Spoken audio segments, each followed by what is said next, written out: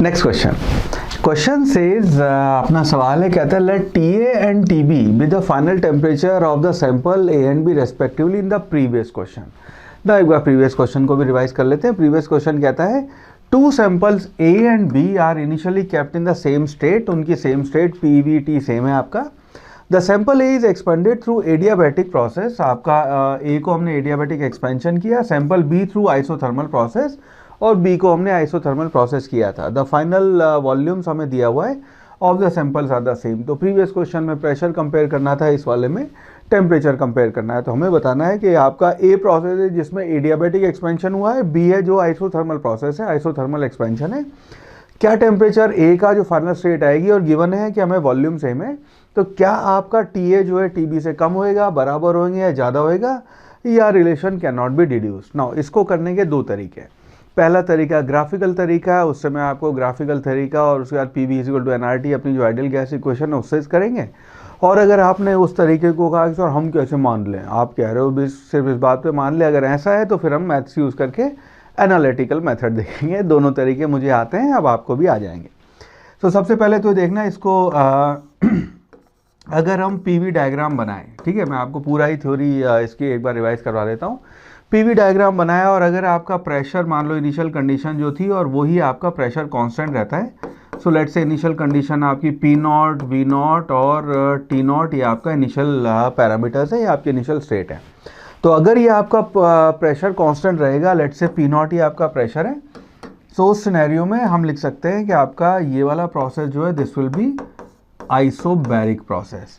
Isochoric process होएगा जिसमें let's say initial volume ये वी नॉट था, वही आपका वी नॉट रहा, ये आपका आइसोकोरिक प्रोसेस होगा। अब बात करते हैं यहाँ पे इस सवाल में जो अपने को दिया हुआ है, एक एडियाबैटिक और एक आइसोथर्मल प्रोसेस है। इनको अगर हम प्लॉट करेंगे तो ये वाला ग्राफ आपका आइसोथर्मल का ग्राफ होता है और ये वाला जो आपका ग्राफ आएगा लेट्स से ब्लू कलर, ये वाला जो ग्राफ होएगा दिस विल बी आपका एडियाबैटिक का ग्राफ होएगा।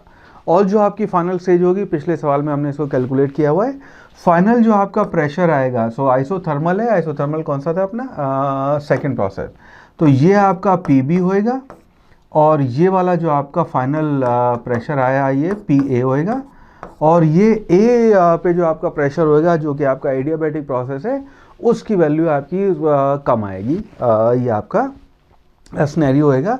लेट अस से एक्सपेंशन हमने के टाइम्स वी नॉट, इतना आपने के टाइम्स के आपकी वैल्यू 2, 3, 4, 5 या वट एवर वो कोई एक नंबर हो सकती है। तो अब इसको ऐसे देखना, P V equal to N R T से अगर हम बात करेंगे तो अगर हम यहाँ अपनी आइडियल गैस इक्वेशन लगाएं P V is equal to N R T, तो इस सिनेरियो में ये तो आइसोथर्मल प्रोसेस है, टेम्परेचर इसका तो वही रहेगा जो आपका टी नॉट टेम्परेचर था, यहाँ फाइनल आपका टेम्परेचर टी नॉट ही होगा। तो टी नॉट और यहाँ आपका जो टी ए टेम्परेचर है उसकी अगर हम बात करें, आपके एडियाबैटिक पहले वाला एडियाबैटिक था ना, हाँ, तो ये एडियाबैटिक प्रोसेस है, उसका जो टेम्परेचर अब क्योंकि यहाँ पे वॉल्यूम सेम है, प्रेशर कम हो गया है, इसलिए टेम्परेचर भी यहाँ पे आपका कम होगा। सो बेस्ड ऑन दिस हम कह सकते हैं कि T A will be less than T B, और यहाँ पे टी बी जो है वो तो आपका इनिशियल टेम्परेचर टी नॉट ही रहा है, इस वाले केस में आपका टेम्परेचर कम हो जाएगा। सो हेंस आपका ऑप्शन 1 जो है that would be the right answer.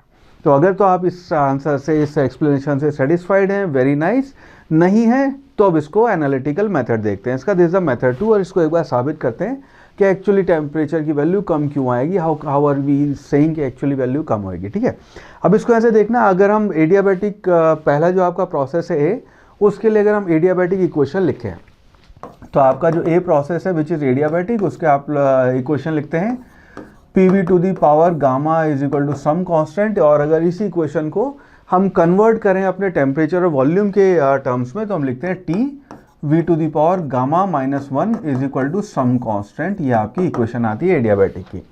अब अगर ये कंडीशन हम यहाँ अप्लाई कर दें, अपने इस एडियाबैटिक प्रोसेस में अप्लाई कर दें, so initial temperature T naught, volume V naught to the power gamma -1 will be equal to final temperature आपने लिखा टी ए, और लेटस से आपका एक्सपेंशन के टाइम्स हुआ है, के भी हम यहाँ वेरिएबल अभी मान रहे हैं, बाद में वैल्यू रख के इसको चेक कर लेंगे एक बार। ये होगा K V naught to the power gamma -1।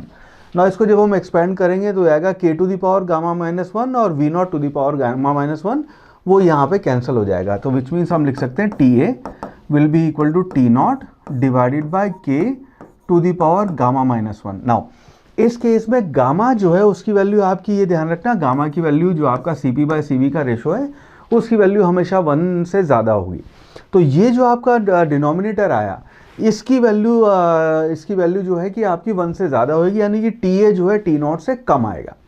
अब अगर आप कहेंगे सर आपको कैसे पता, तो एक डेटा रख के देख लेते हैं। मान लीजिए गामा की वैल्यू है आपकी 1.33 और K है उसकी वैल्यू हम ले लेते हैं 2 का मतलब ये कि अपना वॉल्यूम V0 से 2V0 हो गया। अब यहाँ डेटा रख के चेक और वेरीफाई कर लेते हैं। V0 का अब एक्सपेंशन हो गया 2V0 हो गया और गामा की वैल्यू 1.33 है।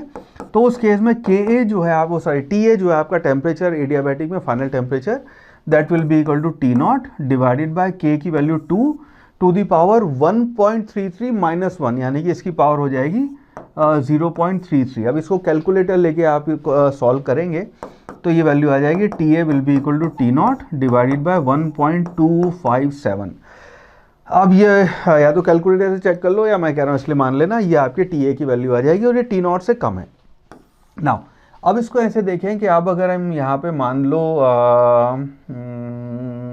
रेड कलर, अब अगर हम बात करें आपने आइसोथर्मल प्रोसेस की, तो हम कह सकते हैं TB जो है that will be equal to T0। वो आपका, क्योंकि आइसोथर्मल प्रोसेस है, फाइनल टेम्परेचर सेम ही रहेगा। अब अगर आप इन दोनों को कंपेयर करेंगे तो TA जो है वो आपका छोटा होगा TB से, इसकी वैल्यू कम होगी। हैंस ऑप्शन 1 जो है that will be our final answer. I hope ये दोनों मेथड आपको समझ में आए और इस चीज़ को ध्यान रखना।